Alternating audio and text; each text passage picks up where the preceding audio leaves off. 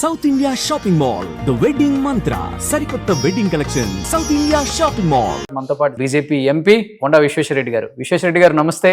నమస్తే. 1.5 year కాంగ్రెస్ రేవంత్ రెడ్డి గారి పరిపాలన అంటే ఏమని చెప్తారు? ఏం చేయవచ్చు, పరిపాలన ఏం చేయరాదు, చేతిలో చెప్ప. రేవంత్ రెడ్డి గారే చెప్పారు కదా, చేసుకుంటలేం, మా దగ్గర పైసలు లేవు. నన్ను కోసినా కూడా 18,500 కోట్ల రూపాయల కంటే ఎక్కువ ఆదాయం లేదు. ఏం చేస్తారు ఆయన? నిజం మాట్లాడింది.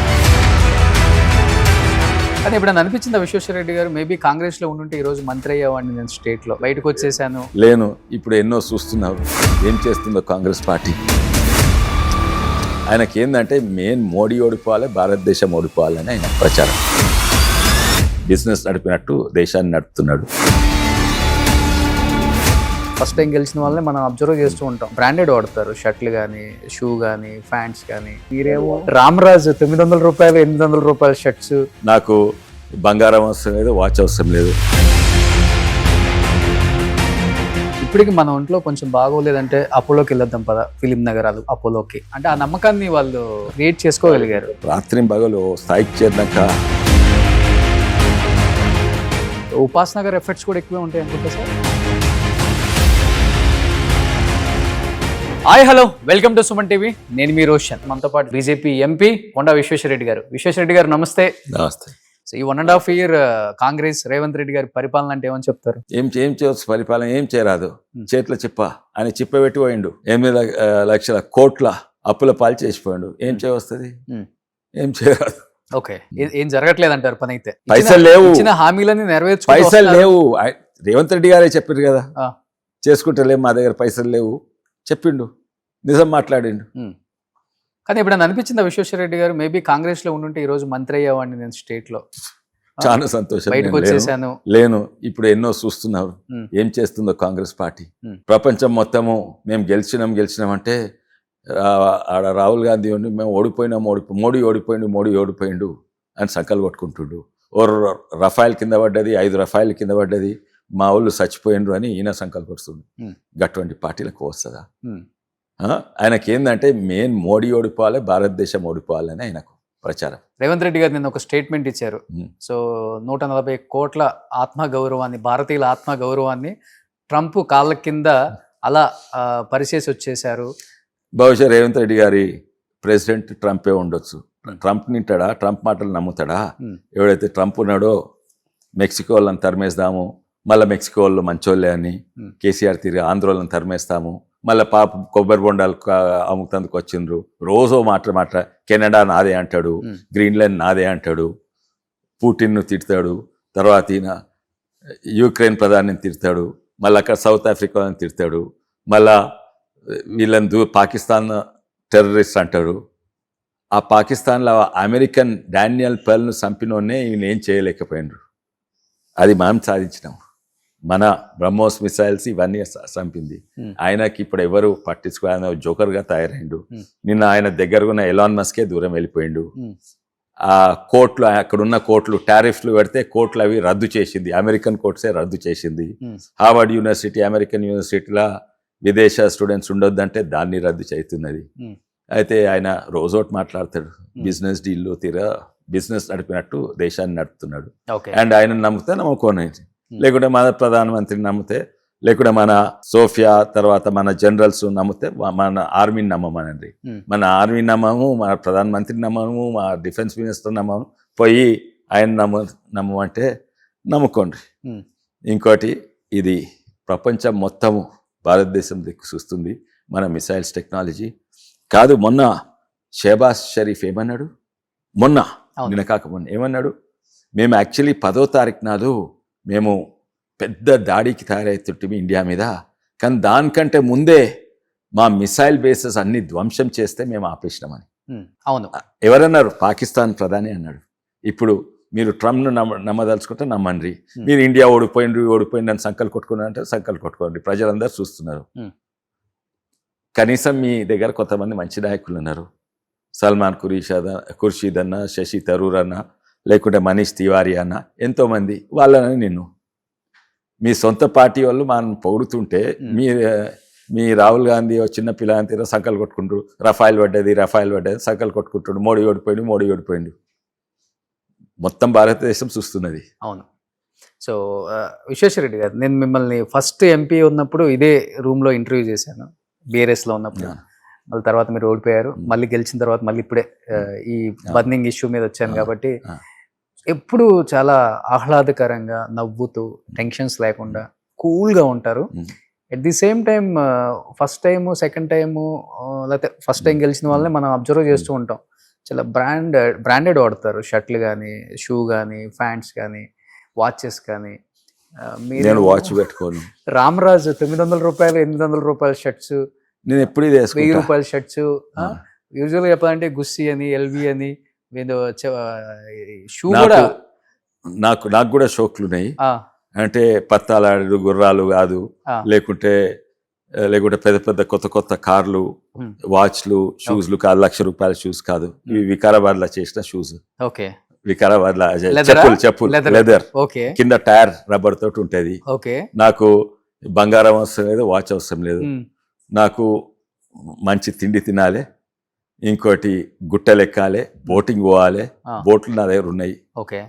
30 లక్షల రూపాయల బోట్ ఉంది, 30,000 రూపాయల బోట్ ఉంది.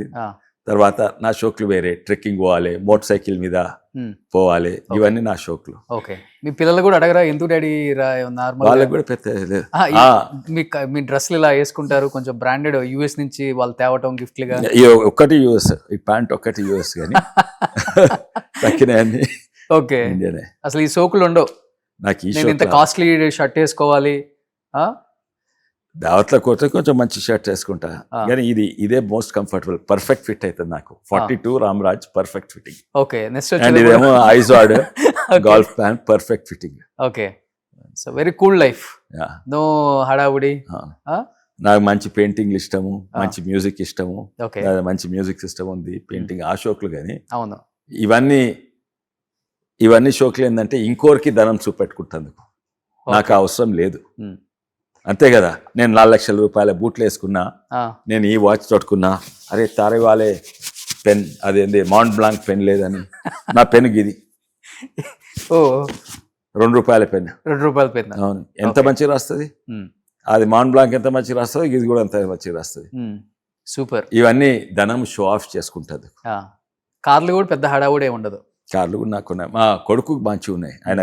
ఆయన ఆటోమొబైల్, మెకానికల్ ఆటోమొబైల్ స్పెషలైజేషన్ చేసిండు. ఆయన ఇంత పెద్ద బిజినెస్ నడుస్తున్నా కూడా ఆయన చిన్న గరాజ్ నడిపిస్తాడు.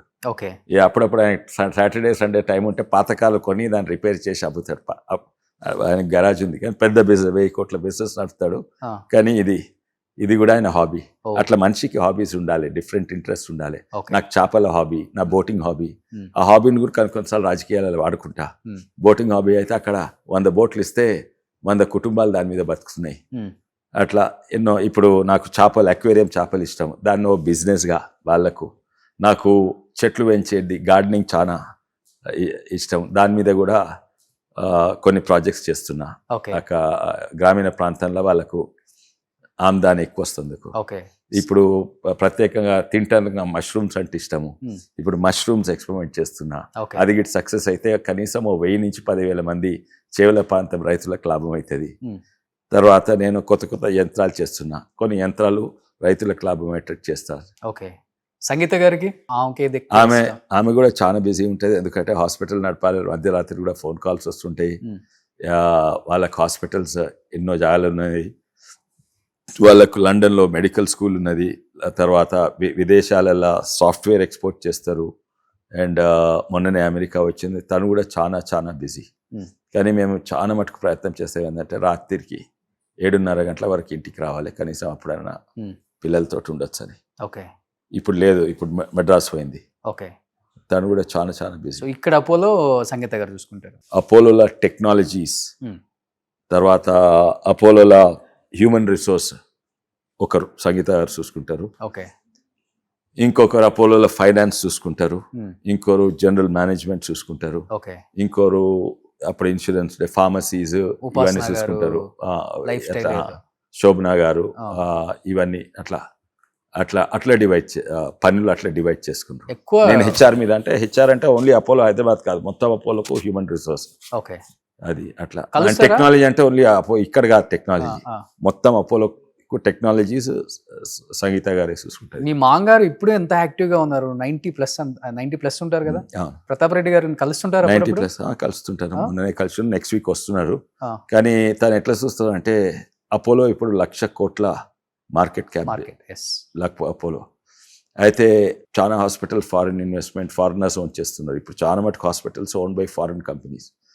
కానీ ఆయన ఎట్లా చూస్తా అంటే ఇది అపోలో నాది కాదు, ఇది నేషనల్ యాసెట్ అండ్ దీన్ని కేర్ టేకర్ నేను అన్నట్టు చూస్తాడు. ఓకే. అయితే 1,00,000 కోట్లున్నా కూడా దాని నుంచి ఆమ్దాని ఇప్పుడు తను ఉండే ఇల్లు ఒకటే ఇల్లు ఉంటుంది, ఆయనకి రియల్ ఎస్టేట్ లేదు, ఏం లేదు. ఏమైనా ఉంటే అపోలోనే పెట్టాలి, మళ్ళీ తీస్తుడు కాదు. అది తన లైఫ్ కూడా సింపుల్ ఉంటుంది. తనకు కూడా కొన్ని ఇంట్రెస్ట్ ఉంటాయి కొంతమంది, కానీ ఫుల్లీ డెడికేటెడ్ టు అపోలో అనమాట. ఓకే. ఇది అదొక నేషనల్ యాసెట్ తిరిగి చూస్తాడు, ఆయన పర్సనల్ యాసెట్ తిరిగి చూడాడు. నేను దేశానికి ఇది చేసినాం, ఆడ 1,50,000 మందికి ఉద్యోగాలు వస్తాయి. అలా అపోలో ఫార్మసీ కాశ్మీర్ నుంచి కన్యాకుమారి, అస్సాం నుంచి గుజరాత్ వరకు ఉన్నాయి. 5,500 ఫార్మసీ ఉన్నాయి, ఎంతో మందికి ఉపాధి. ప్రతి Apollo 90% India population Apollo pharmacy నుంచి 10 నిమిషాల లోపల ఉంటుంది. అయితే ఇదన్నీ తనకి ఇదే అనమాట. ఓకే. వెనకట అండ్ ఇది ఓన్లీ అపోలో కాదు, తనకు పర్మిషన్ వచ్చినప్పుడు అపోలో ఇండస్ట్రీస్ చేసేందుకు అప్పుడు రాజీవ్ గాంధీ గారు పర్మిషన్ ఇచ్చిండ్రు. అయితే అన్నారు నాకొద్దు పర్మిషన్, ఈ హాస్పిటల్ కాదు, ప్రైవేట్ హాస్పిటల్స్ ఎవరు పెట్టదలుచుకున్నా చేయాలని. అయితే అప్పుడు హాస్పిటల్స్ బ్యాంక్ లోన్ ఇవ్వలేదు, అది ఇండస్ట్రీగా రికగ్నైజ్ చేస్తే దానికి లోన్లు వస్తాయి. అయితే సరే మీకు లోన్లు ఇస్తందుకు నేను బ్యాంకులకు చెప్తే, అప్పుడు బ్యాంకులన్నీ గవర్నమెంట్ బ్యాంక్స్ ఉండే, ప్రైవేట్ బ్యాంక్స్ లేకుండే.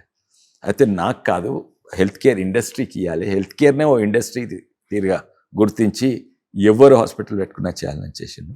కానీ ఎన్ని హెల్త్ కేర్ ఇండస్ట్రీస్ వచ్చినా, ఎన్ని హాస్పిటల్స్ వచ్చినా, ఇప్పటికి మన ఒంట్లో కొంచెం బాగోలేదంటే అపోలోకి వెళ్ళొద్దాం పద, ఫిలిం నగరాలు అపోలోకి. ఇదే చాలా ఉన్నాయి. అంటే ఆ నమ్మకాన్ని వాళ్ళు క్రియేట్ చేసుకోవాలి. క్వాలిటీ కంట్రోల్ దానికి అసలు రాత్రి పగలు స్థాయికి చేరినాక నా పని అయిపోయింది అనుకోరు, కంటిన్యూస్గా దాన్ని ఇంప్రూవ్ ఉంటుంది. ఓకే.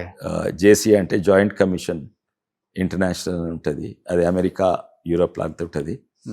ఆ స్టాండర్డ్స్కి చేయాలని 90% అపోలో హాస్పిటల్స్ ఆ స్టాండర్డ్. ఓకే. వేరే హాస్పిటల్ చాలా మటుకు ఉపాస్ నగర్ ఎఫర్ట్స్ కూడా ఎక్కువే ఉంటాయి అనుకుంటా సార్.